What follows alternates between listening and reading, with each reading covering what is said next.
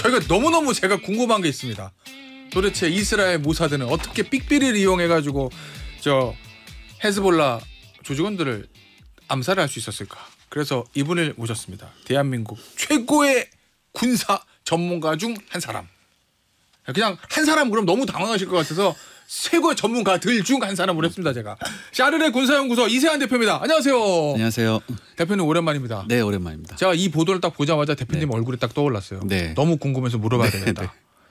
아니 보도가 최근에 많이 됐는데 이게 레바논 지역에서 전역에서 동시다발적으로 폭발한 무선 호출기 삐삐삐삐 이게 이제 지금 모르시는 분들도 있을 수도 있는데 90년대 중반까지만 해도 삐삐란 게 있었잖아요. 핸드폰이 보급되기 전에 삐삐 이거 삐삐삐삐삐 울리면서 이게 폭탄이 다 터져가지고 많은 사상자가 났어요. 네. 이게 어떻게 터질 수 있었던 거예요? 동시다발적으로 누가 원격으로 조정한 거예요? 이러면? 네, 그렇죠. 원격으로 조정한 거죠. 그러니까 제가 보기에는 이 무선 호출기를 제조하면서 레바논에 들어갈 때까지 이스라엘이 대부분 과정을 전부 다 통제했을 겁니다. 그리고 과연 이 조그만 이 무선 호출기 삐삐가 터진다고 해서 사람이 다칠 수 있을까라고 했는데 자 지금 유튜브로 화면 나갑니다 지금. 네. 이게 요즘에 나오는 폭약들 중에서 굉장히 이제 최첨단의 폭약이 있어요. 뭐 최첨단이라기보다는 이제 굉장히 발달한 폭약인데 이게 PTN이라고 펜타 에리트리톨 테르라니 트레이트. 이거 발음도 어렵습니다. 굉장히 어렵는데 이 폭약의 특징이 뭐냐면 3에서 5g 정도라도 굉장히 큰 폭발력, 사람을 다칠 수 있게. 그러니까 요번에 사망자가 나왔잖아요. 그러니까 이게 폭발하기 전에 소리가 났어요. 삐 하고. 그럼 사람이 가지고 있으니까 이렇게 들어서 봤단 말이죠. 요 순간에 폭발한 게 굉장히 많았어요. 그래서 손가락하고 얼굴에 큰 부상을 입은 사람들도 많았었고 그냥 그 삐 소리를 무시하다가 허리에서 폭발해서 이런 사람도 있었고. 그러면은 이게 다 헤즈볼라 조직원들이 가지고 있던 삐삐잖아요. 네, 이걸 생각해 보셔야 돼요. 지금 헤즈볼라는 하마스보다 훨씬 큰 조직입니다. 수십만 명 규모거든요. 그런데 여기 들어간 이 삐삐가 3,000대란 말이에요. 그럼 그 3,000대 누가 가지고 있었을까요? 조직원들 중에 어떤 조직원들? 말단에서 실제로 병력으로 쓰는 사람. 그러니까 사람들. 대부분 중간에서 연락을 할 수 있는 사람들일 거예요. 왜냐하면 이 헤드쿼터에서 이걸 받아서 자기 조직원들한테 얘기해줘야 되니까. 점조직처럼 되니까. 그러니까 적어도 중간 정도에 있는 이 조직원들이 굉장히 많이 이번에 대부분 뭐 피해를 입었거든요. 그렇다면 커다란 조직이면 중간 하나가 확 빠진 거죠. 아니나 다를까 지금 바로 오늘 레바논 남부를 지금 폭격을 했죠. 이스라엘군이. 뭐 헤즈볼라는 속수무책으로 당하고 있고요. 그러면 최소한 3,000명이 다 죽은 건 아니잖아요. 그렇죠. 이 폭탄의 살상력을 봤을 때. 그럼 최소한 죽거나 아니면 삐삐를 손해를 보고 있다가 다치면 손이 다칠 거 아니에요. 전투력은 상실되는 거잖아요. 그렇죠. 최소한 그 3,000명을 활동을 못하게 만들었다. 그렇죠. 중간을 붕괴시켰다 조직을. 야, 근데 이제 제가 궁금한 거는 첫째. 헤즈볼라는 왜 삐삐를 써요? 핸드폰 놔두고? 왜 예전에 아랍에서 이런 얘기가 돌았어요. 휴대폰 쓰면 이스라엘이 GPS나 뭐 이런 걸로 추적한다. 해킹한다? 네, 뭐 해킹도 있고 신호를 추적한다는 얘기가 있었어요. 근데 이게 근거가 없는 게 아니에요.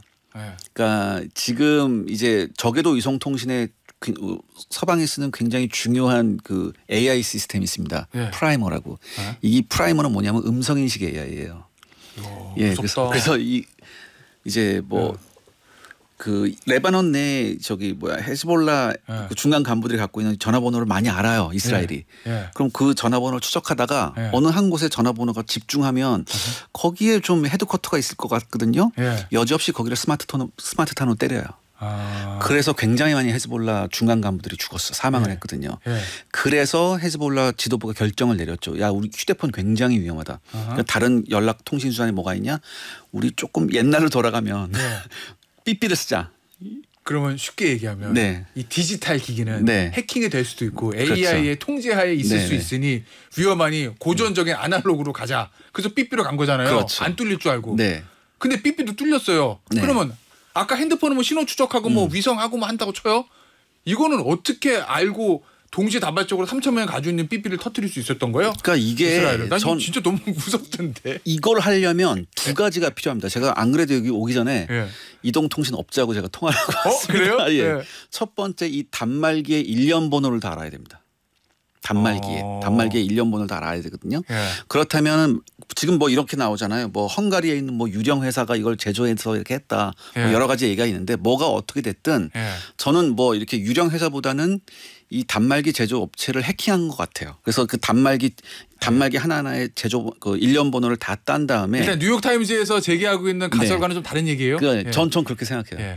그 다음에 이제 두 번째는 이게 레바논으로 들어가잖아요. 자 일단은 정리해 보면 이거 대만 회사에서 만들었어요. 삐삐. 네. 그런데 대만 회사가 헝가리에 있는 회사에 위탁 생산을 했다. 네. 근데 그 헝가리 회사 위탁 생산하고 실제로 만드는 위탁 회사가 모사드의 위장 회사다. 그래서 만들면서 폭탄을 넣었을 것이다라는 게 뉴욕 타임즈의 추정. 헝가리는 부인했죠. 우리는 그런 회사가 없다고. 우리 유통회사인데 우리가 뭘 제조하냐 이렇게 했었죠. 그런데 이제 두 번째는 뭐냐면. 근데 하나 다시 우리 이사연 대표의 추정은 그 대만 회사를 해킹했을 거다. 대만 회사가 됐든 어디가 됐든 아마 그 제조사의 그 일련 번호를 알아내기 위해서 그 제조사를 해킹했을 거다. 그래서 단말기 일련 번호를 쭉 따고요. 그 두 번째 이게 레바논으로 들어가잖아요. 이게 단말기가. 그러면 레바논에 이동통신 회사가 있거든요. 이동통신 회사도 해킹했겠죠. 그래서 그 이동통신 회사에서 단말기에 부여하는 번호를 다 딴 거예요. 왜냐하면 그냥 무작정 신호를 보내면 이게 어디로 갈지 어떻게 알아요. 그러니까 삐삐 번호를 알아야 될 거 아니에요. 그렇죠. 그럼 이게 다 단말기 따라서 부여된 이 삐삐 번호를 다 확보하고 난 다음에 한꺼번에 작업을 해야 되니까. 자 그러면 그렇게 해서 이제 위치를 추적했어요. 폭탄은 어떻게 심었다고 보세요? 폭탄은 제가 봤을 땐 배터리가 제가 만약에 이 사건을 조사한다 그러면 배터리를 공급한 쪽이 누구냐 이걸 굉장히 집중적으로 할 것 같아요. 왜냐하면 이 배터리밖에 없거든요. 왜냐하면 이 삐삐가 이 단말기가 AA 배터리 한 개가 들어가요. 우리 예전에 그랬죠. 맞아. 근데 제가 아까 그랬죠. 이 폭약이 이 PETN이라는 폭약이 3에서 5g이라고. 근데 배터리 한 개의 무게가 알카라인은 한 25g 돼요. 그다음에 리튬 배터리는 한 15g. 그다음에 우리 충전하는 거 있죠. 뭐 니켈소. 맞아요. 그거는 한 30g 정도 되거든요. 그러니까 충분히 얘를 심을 수 있죠. 배터리 기능도 하면서. 문제는 뭐냐면 누가 심어서 그러니까 예를 들어서 이게 두 가지가 지금 나와요. 제가 말씀드렸듯이 제조 과정에서 했을 거다 아니면 통관 과정에서 이렇게 했을 거다. 근데 제조 과정에서 만약에 했다면 대만 회사가 했다면 그 회사는 앞으로 문을 닫아야죠.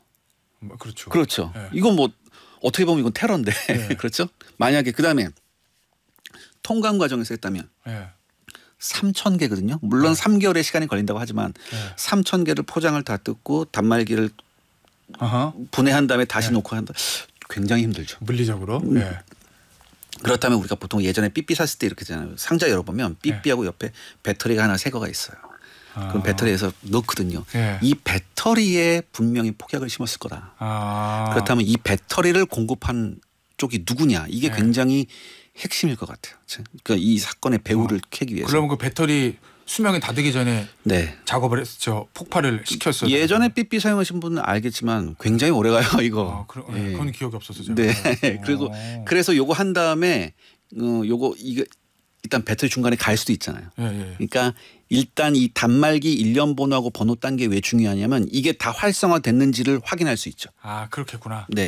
다 활성화가 웬만큼 됐다고 확인하면 그때 버튼을 눌러야죠. 이 정도 되면요. 몇 년 동안 장기 계획을 세워서 작업해야 되는 거 아니에요? 뭐 이 계획을 한 게 보통 이 8200 부대가 주도를 했다. 그렇게 그러니까 저희는 모사드는 잘 알고 있잖아요. 세계 최고의 정보기관.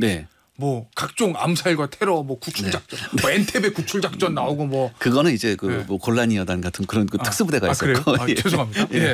여기는 그럼 뭐예요? 이 8200 부대. 이게 전형적인 그 신호정보 수집기관이에요. 얘네가. 그러니까 쉽게 말해서 모든 종류의 신호를 다 수집해서 그걸 분석하는 거예요. 근데 여기에 이 분야에 세계 최고입니다. 이걸 아셔야 돼요.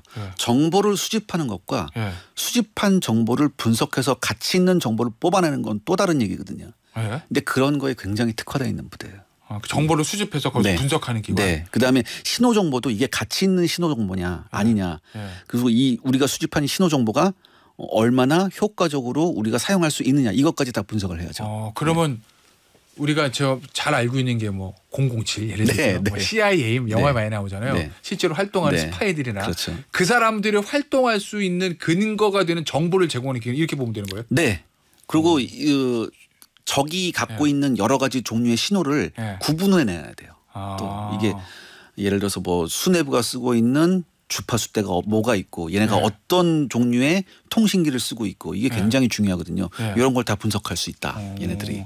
이 이스라엘의 8200 부대의 수준이 어느 정도예요? 세계 최고 수준입니다. 아 그래요? 그러니까 모든 척보 분야에서 지금 탑 클래스를 찍고 있는 게 이스라엘이에요. 아 그래요? 네. 이게 미국의 유사한 기관들이 미국 국가안보국 이런 데인가요? NSA도 있고 뭐 CIA도 있고 그러잖아요. 그러니까 뭐 NSA, CIA도 상당한 능력이 있지만 이 이스라엘의 첩보기관과 이런 부대가 무서운 건 결행력이죠. 결행력. 그러니까 남들은 머릿속으로 생각만 하는 걸. 그러니까 이거 굉장히 많은 절차를 거쳐야 되잖아요. 근데 이스라엘은 좀 그렇게 만약에 됐다고 하면은 굉장히 많은 권한을 위임해줘서 현장에 있는 부대가 알아서 활동하고 그런 게 굉장히 많아요. 그때 즉시 현장 지휘관의 판단하에. 왜냐하면 목표가 그거 하나거든요. 아니 우리도 대북 휴민트라는 얘기들 하고 뭐 이런 얘기들 하잖아요. 포섭 항상 나오는 건데 이 얼마 전에 하마스 지도자 암살했을 때도 보면 내부 조력자가 있었을 때 항상 그 얘기가 나오거든요. 이번에도 헤즈볼라 내에 예를 들어서 모사드나가 심어놓은 첩보원, 스파이 내부 조력자 있었을 가능성이 있나요? 있었을 가능성이 아니라 당연히 있죠. 그래 항상. 그러니까 이게 어느 정도냐면 우리가 상상 이상해. 예전에 냉전 때 소련이 중동을 지원했잖아요. 중동의 많은 국가들을 특히 뭐 이집트 지원하고 막 그랬잖아요. 그래서 그때 무슨 소문이 있었냐? 클렘린궁 광장에 있는 사람 절반은 이스라엘 첩보원이다 이런 얘기가 있었어요. 그 정도로. 그리고 이스라엘이 요인을 암살할 때 그 표적을 제거할 때 즐겨 쓰는 방법이 폭탄입니다. 이 폭탄을 가지고 뭐 표적을 제거하는데 세계 최고 수준의 노하우를 가지고 있어요. 이스라엘이. 이게 1972년에 뮌헨 올림픽 사건이 있었잖아요. 과거 얘기 좀 해보죠. 모사드가 벌였던 과거에. 올림픽 테러 사건이 있을 때 이게 뭐 주모자들 다 도망가고 막 그랬었거든요. 뮌헨 올림픽 때. 다 추적했을 때 거의 대부분 폭탄으로 다 이제 제거하고 그런 경우가 굉장히 많았었어요. 그리고 그다음에 자동차에 폭탄 설치하는 거 특화된 나라가 우리가 영화 보면 이제 뭐 시동 딱 키면 갑자기 차 쾅 터지는 거 이거 원조가 이스라엘입니다. 그래요? 아니 근데 이스라엘 모사드는 어떻게 이 CIA를 능가하는 영국의 MI6를 능가할 수도 있는 그런 실력을 갖추게 된 거예요? 일단은 사실 인적 자원도 인구도 적고 돈은 좀 많을 수 있겠지만 아마 여러 가지가 있겠는데 예전에 게슈타포한테 당한 게 있었잖아요. 그래서 그 게슈타포한테 당했기 때문에 게슈타포가 썼던 방법을 굉장히 많이 연구했을 거예요. 모사드가. 그다음에 두 번째 이스라엘이 건국되고 난 다음에 나치 잔당을 추적할 때 굉장히 노하우를 많이 썼어요. 아르헨티나까지 가가지고. 굉장히 많이 썼어요. 그렇습니다. 알겠습니다. 그런데요. 이번 공격이 좀 너무 갑작스럽지 않냐라는 일각의 지적도 있거든요. 왜 이 타이밍을 골랐다고 보세요? 저는 이건 전적으로 네타냐후의 결정이 아닌가. 전 이런 생각을 해요. 왜냐하면 네타냐후는 지금 하마스하고 전쟁을 하고 있거든요. 근데 네타냐후는 이 전쟁을 쉽사리 끝내고 싶지 않을 것 같아요. 계속해서 이 전쟁을 어떤 형태로든 우리가 보통 이제 중동에서 뭐 확전이 된다 이런 얘기하면 대부분 아랍 국가들이 이스라엘을 공격해서 확전되는 거다 이렇게 착각을 하는데 전 반대로 생각합니다. 오히려 이스라엘이 주변 아랍 국가들을 자극하거나 공격해서 오히려 이 판을 키우는 게 굉장히 크거든요. 왜냐하면 아시겠지만 지금 네타냐후는 굉장한 비리 사건에 연루가 돼 있죠. 국내 정치적으로 좀 입지가 불안하긴 하죠. 입지가 불안한 정도가 아니라 만약에 이 사람이 정권에서 내려온다면 만약에 총리직에서 물러난다면 아마 감옥 갈 것 같아요. 이 사람이 지금 세 번째 총리거든요. 세 번째 총리를 하고 있거든요. 근데 세 번째 총리하는 과정에서 굉장히 많은 비리가 있었고 특히 처갓집까지 연루된 비리가 굉장히 많아요. 자, 헤즈볼라든 본인들의 입장에서 보면 어이없이 당한 거잖아요. 테러죠. 테러를 당한 겁니다. 뭔가 보복. 그러면 중동 전쟁의 확전. 뭐 이럴 가능성도 높다고 보세요? 그러니까 이거 확전을 누가 하느냐. 제가 방금 말씀드렸잖아요. 이스라엘이 원하니까. 지금 이렇게 되고 나서 제가 말씀드렸잖아요. 레바논 공습을 했어요 바로. 이 레바논 공습에서 지금 헤즈볼라가 전혀 속수무책으로 당하고 있거든요. 우리가 이걸 알아야 돼요. 그 헤즈볼라나 하마스 같은 이런 무장 단체는 정규군이 아니에요. 그래서 이스라엘 공군이 폭격을 할 때 뭐 지대공 미사일을 쏘거나 이게 없어요, 얘네들이. 그럼 속수무책 당하는 그냥 당해요. 뭐 방법이 없습니다. 특히 이스라엘이 왜 이렇게 방법을 바꿨냐면 2006년에 어설프게 레바논 침공을 했다가 이스라엘군이 혼쭐이 난 적이 있습니다. 그러니까 육군으로 들어갔다가 네, 혼쭐이 난 적이 있었거든요. 그래서 이 방법을 이제 안 써요. 그럼 육군으로 들어가면 이 게릴라전에 당할 수도 있으니 정규군이 시가전에서 굉장히 많은 피해를 입었거든요. 그때 그래서 막 이스라엘 총리도 갈리고 막 그랬었어요. 그렇기 때문에 이스라엘은 다른 방법을 찾아냈죠. 훨씬 효과적인 테러와 공습이라는 두 가지 방법을 병행하고 있는 겁니다. 공습을 하고 그다음에 테러를 통해서 조직원들을 싹 한 번에 제거하고. 그러면은 결국 이제 헤즈볼라를 뿌리를 뽑겠다는 얘기네요, 이스라엘. 지금 하마스도 거의 뿌리를 뽑고 있잖아요. 지금 근데 하마스하고 뭐 우리가 많이 봤어요. 뭐 하마스하고 뭐 평화 협상 한다고 하는데 계속 안 되고 저는 이유가 하나라고 보거든요. 이스라엘이 원하지 않는다. 이스라엘이 원하지 않는 것도 있고 이스라엘이 하마스한테 원하는 건 하나예요. 인질의 석방 반환이에요. 근데 제가 판단하기에 이게 안 되는 건 뭐냐? 저는 인질의 상당수가 이미 사망했다고 봐요. 가능성? 사망했을 가능성이 있기 때문에 하마스가 이거 인질 다 이렇게 됐는데 이거 어떡하지?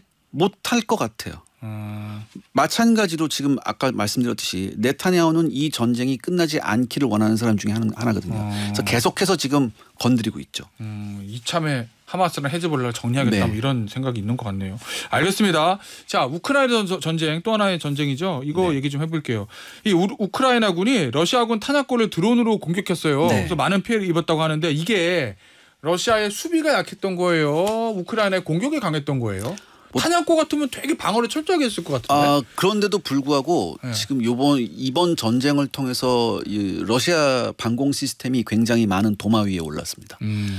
물론 러시아군이 이 방공 시스템을 개선하려고 알고리즘도 많이 바꿨거든요. 근데 문제는 뭐냐?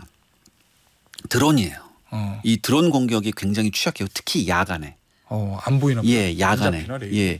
레이더에 안 잡히는 것뿐만 아니라 이 드론이 굉장히 작고 특히 주간에는 어느 정도 육안 관측 같은 게 가능한데 야간에는 굉장히 힘들거든요. 그렇겠죠. 그다음에 더 중요한 게 뭐냐면 여기서 이 탄약 저장고를 정확히 파악했다는 게 중요해요. 그것도 그러면 모사드처럼 휴민트 뭐 이런 거로. 이거는 아마 위성으로 봤을 거예요. 위성으로. 위성 정보는 계속 제공이 되거든요. 그리고 그럼 미국이나 나토에도 제공한 거겠네요. 근데 러시아군도 바보가 아니니까 이 탄약고 같은 걸 계속 옮겨요. 이거 옮겨서 이걸 찾아내서 그 제때 공격하는 게 힘들거든요. 근데 계속 옮겼는데 그 중에 하나를 포착한 거죠. 그래서 공격을 한 거죠. 지금 이렇게 보면은 뭐 우크라이나가 굉장히 유리한 것 같지만 하지만 실제 상황은 또 그렇게 우크라이나가 유리한 상황은 아니거든요. 그래요? 쿠르스크에 지금 2만 정도가 들어갔는데 한 6에서 7천 정도의 지금 사상자가 났습니다. 우크라이나 군이요? 네네. 아니 얼마 전에 뭐 전황이 좀 좋아졌다 이런 보도 있던데 왜 그렇게 밀리기 시작한 거예요? 역시 러시아 깊숙이 들어가면 좀 부담이 되나요? 그러니까 이게 도대체 이 쿠르스크에 왜 들어갔을까라는 목적이 좀 불분명해요. 제가 봤을 때. 도대체 왜라는 질문을 안 할 수밖에 없거든요. 들어가서 계속해서 밀고 올라갈 건가? 그럼 그러기에는 2만 명이라는 병력은 터무니없이 부족하고. 언제 모스크바까지가. 그다음에 도네츠크에선 계속 밀리고 있는데 왜 탈탈 그렇게 아껴놨던 예비대를 왜 하필 여기에 집어넣었을까? 지금도 도네츠크는 계속 밀리고 있는데 그렇다면 이건 정치적 의도밖에 없거든요. 서방은 계속 지원을 해주는 서방한테 뭔가를 보여줘야 하니까. 더 지원해달라? 우리 조금만 더 가면 모스크바까지 갈 수 있어요. 그 정도는 아니지만 당신들이 주는 무기로 우린 이렇게 열심히 싸우고 있다. 그러니까 우리한테 더 많이 도와줘야 된다. 우리는 당신들을 위해서 피를 흘리고 있다 이런 거죠. 그럼 결국 이 전쟁은 어떻게 흘러갈 거로 보세요? 저는 어쩔 수 없이 이제 종전 협상을 해야겠죠. 종전 협상을 해야 되는데 중요한 건 뭐냐면 이 크루스크 지역에 러시아는 지금 신경을 안 쓰고 있어요 거의. 왜냐하면 우크라이나군의 한계를 정확히 아니까. 그러니까 여기에는 그냥 수비 병력만 강화하고 주 공세를 계속 도네츠크에서 강화하고 있거든요. 도네츠크가 사실 더 중요한 지역이긴 훨씬 하죠. 중요하죠. 훨씬 중요하죠. 알겠습니다. 대표님 이 러시아 우크라이나 전쟁을 제가 보면서 계속 느낀 건데 네. 사실 시작하기 전에는 그 러시아 탱크 부대가 막 국경선에 배치된 사진 막 공개되면서 네. 네. 밀고 들어가 뭐 한 달도 안 돼가지고 우크라이나 전면 점령할 것처럼 군사력 차이가 워낙 많이 나니까. 네. 근데 실제로 안 그렇거든요. 네. 보면 네. 길게 오잖아요. 네. 러시아 군사력이 네. 우리가 생각했던 거에 비해서 형편없는 거예요? 형편없다기보다는 전쟁 준비가 굉장히 안 돼 있었고요. 네. 아무리 뭐 최첨단 무기가 있고 뭐가 하더라도 중요한 건 전쟁의 원칙은 불변합니다. 뭐냐? 훈련이 잘 돼 있고 보급이 원활해야 되거든요. 이 두 가지에 러시아는 다 실패했습니다. 그렇기 때문에 이 전쟁이 이렇게 길어졌고요. 네. 그다음에 아까 우리가 얘기했던 헤즈볼라하고 네. 그 모사드 얘기, 전 여기서 강조하고 싶은 게 뭐냐면 이른바 모사드가 이스라엘이 원했던 건 뭐냐면 공포 효과거든요. 공포 효과예요. 그건 확실히 있는 것 자, 같아요. 그러니까 휴대폰도 안 돼, 삐삐도 안 돼. 그렇다면 이제부터 헤즈볼라 지도부는 자기들 부하들한테 어떻게 명령을 내리죠? 비둘기 뛰어야 되나? 유선전화밖에 없어요. 근데 이 유선전화도 따일 가능성이 굉장히 많거든요. 그러니까 이제 당분간은 패닉일 거예요. 여기서 중요한 게 뭐냐면 거듭 말씀드리지만 공포 효과예요. 즉 이스라엘군 모사드 하면 무섭잖아요. 이거를 적한테 확실하게 심어줘야 되거든요. 이게 굉장히 중요한 거예요. 그럼 전 바꿔서 말해 볼게요. 뭐 이스라엘 8200 부대도 있었지만 이런 얘기도 했잖아요. 우리나라 얼마 전에 지금 휴민트 다 털렸잖아요. 이건 뭐 제가 어떤 분한테 들으니까 우리는 지금 외교적으로 거의 장님이 됐대요. 뭐 그럴 수 있겠죠. 근데 이 정도 구고 또 하나 여기서 더 중요한 게 한국군 하면 지금 무섭나요? 1도 안 무섭거든요. 저는 이번 이스라엘의 이런 물론 이스라엘이 잘했다는 건 아니지만 여러 가지를 봤을 때 우리가 참고해야 될 점, 시사하는 바가 굉장히 크다고 생각합니다. 알겠습니다. 오늘 이 특집 인터뷰 코너는 여기서 마무리하도록 할게요. 샤르르 군사연구소 이세환 대표였습니다. 감사합니다. 감사합니다.